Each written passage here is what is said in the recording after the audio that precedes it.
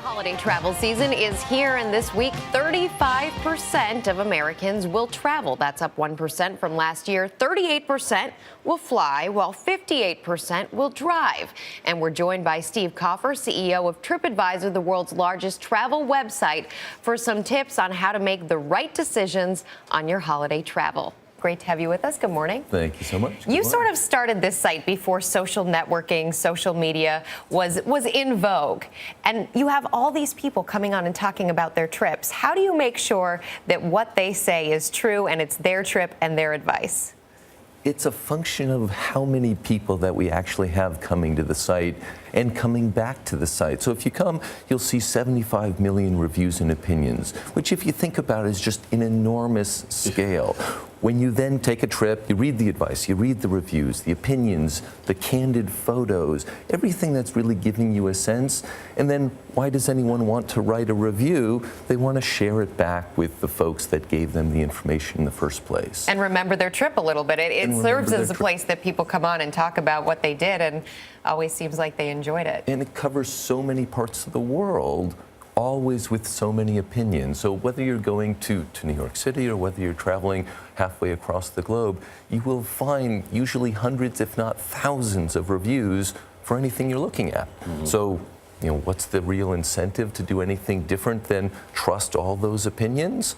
That's what your friends are telling you. Yelp put a consumer warning on some of its reviews, pointing out that some of them actually were essentially planted or fakes. Would you consider doing something like that? Well, we actually have about a dozen years now learning how to catch all of the folks that might try to manipulate the index. And it doesn't really happen as much as one might think, but we have the secret sauce, the algorithms that go in and prevent those reviews from ever getting posted.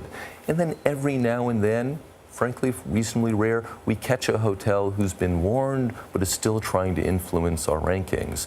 And then we do put a big red badge up on the site that says to the consumer, you might want to think twice about believing all the reviews that are written here.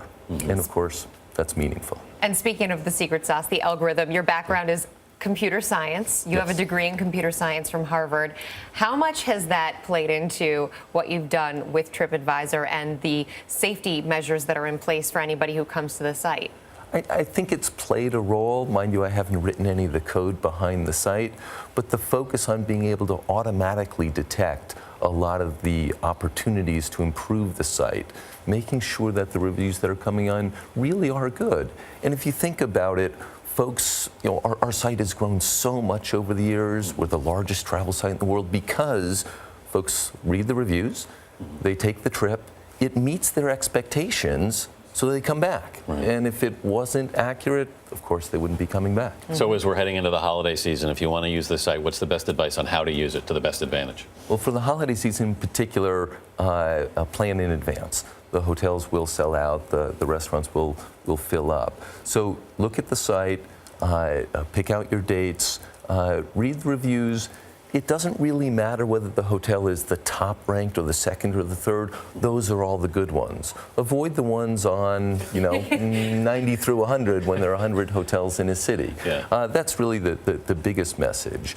The second, you might try the forums. Now, our forums are actually a real powerful element of the community where if you post a question, odds are really, really good. You'll get an answer from someone that knows an answer within 24 hours.